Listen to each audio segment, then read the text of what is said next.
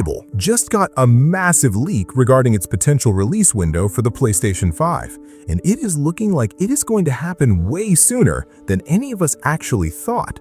Now, for the longest time, Fable has been seen as the absolute crown jewel of the upcoming Xbox lineup, the one game that was supposed to sell Series X consoles. But with the way Microsoft has been moving lately with their multi-platform strategy, things are changing fast, which made this sudden new information all the more significant. Now, this isn't just some random forum post from an unverified source. Rather, it is coming from patterns we are seeing with other major Xbox titles and reports that suggest the gap between the Xbox launch and the PlayStation launch is shrinking rapidly. You know what they say, usually whenever there's smoke, there's fire. And with that being said, a bunch of insiders have been talking about this shift, and it has me thinking that the era of true exclusives is basically over. So you're probably wondering, where did all of this stuff come from? What actually started this discussion? It really stems from the recent shifts we saw with Indiana Jones and the Great Circle. We all saw how that played out last year. It was announced as an exclusive, and then boom, just a few months later, we got confirmation that it was coming to PlayStation 5 only a short time after the Xbox release. Now, according to the latest buzz and reports surrounding Fable, it seems like Xbox is looking to replicate that exact same strategy, but potentially with an even tighter window. It raises the obvious question, why would they be doing this with their biggest IP? What is the reasoning? Now, you have to kind of put your tinfoil hat on for a bit. We know that Microsoft is a business first.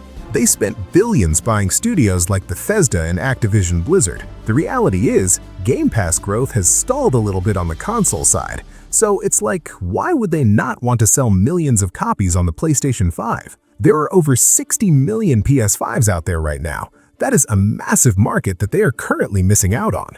And I think it is true that we are going to see Fable on PS5, potentially simultaneous with the Xbox launch or within just a few months. Some people are even whispering that it could be day one. This right here is where things start to get very interesting. If you look at the development of Fable, it is being handled by Playground Games.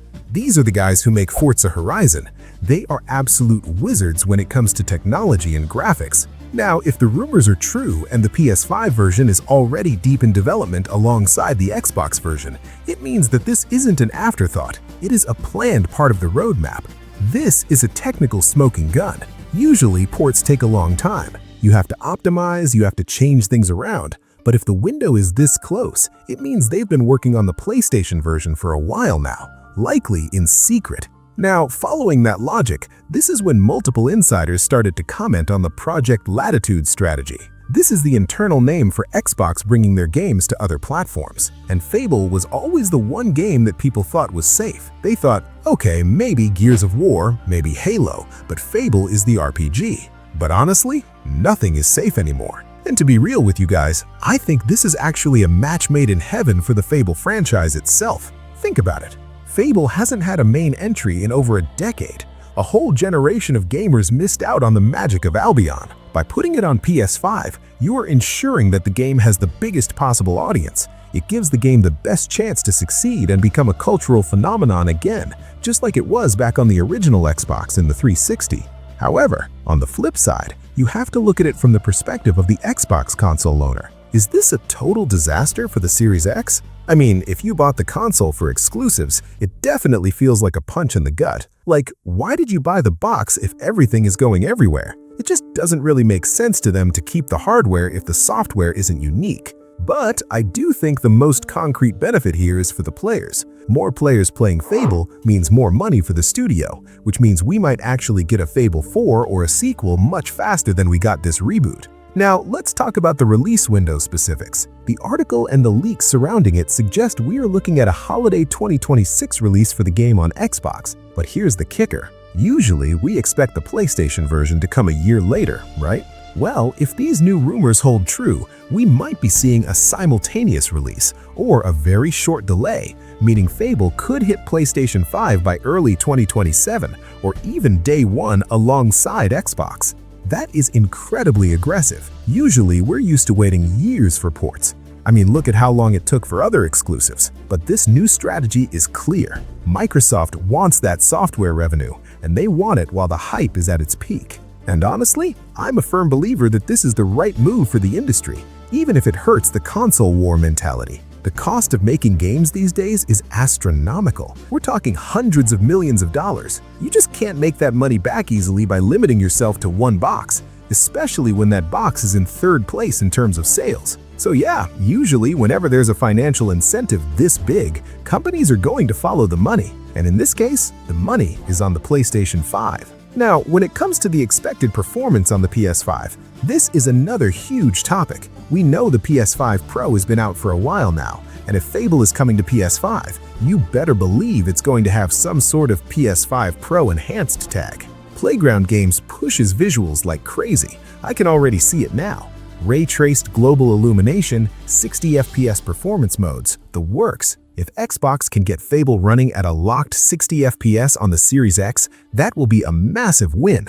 But if the PS5 Pro runs it better, that's going to be a very spicy conversation on Twitter. But for me, the bare minimum is just having the game be playable and smooth. I don't care about the console war bickering, I just want to kick chickens and be a hero or a villain in high fidelity. One hope that I do have is that the cross-progression will be seamless. If I start playing on Game Pass on my PC or Xbox, I really hope I can carry that save over to my PlayStation 5 if I decide to buy it there. That would be the ultimate consumer-friendly move. It would make the transition between platforms so much easier. But again, it's hard to say what what Microsoft is going to do. They kind of do their own thing, and sometimes they make decisions that leave us scratching our heads. But with the way Phil Spencer has been talking about an open ecosystem, it's definitely a possibility. Now, with that being said, the timing of these leaks points to an announcement coming relatively soon. We have the Developer Direct confirmed on January 22nd. I think we are bound to see a concrete release date for the Xbox version very soon, and then maybe a cheeky and coming to other platforms disclaimer at the bottom of the screen. Or maybe they'll pull an Indiana Jones and wait until a few months before launch to drop the bombshell. Either way, the silence from Xbox regarding exclusivity has been loud. They haven't explicitly said Fable is only on Xbox in a long time. The omission of the word exclusive is a technical smoking gun. In my personal opinion, I believe the insiders when they say this window is closer than we imagined. The industry is leaking like a sieve right now, and when you have multiple independent sources corroborating the same story about a shift in strategy, it's usually true. And honestly, I'm at the point where I don't even care about the exclusivity anymore. I just want to play a great Fable game. It has been too long. The humor, the British charm, the choices, we need that back in the RPG space. So, if you are a PlayStation 5 owner, get ready. You might be visiting Albion sooner than you thought. And if you're an Xbox owner, don't despair. You still get to play it first, and you get it free with Game Pass. But that's going to wrap it up with this video, guys. Let me know what your thoughts are down in the comment section. Do you think giving Fable to PS5 is a smart move or a total betrayal? Let me know down below. Like the video, subscribe if you know what he's on, and until next time, this has been Touzo, and I will talk to you guys in the next video.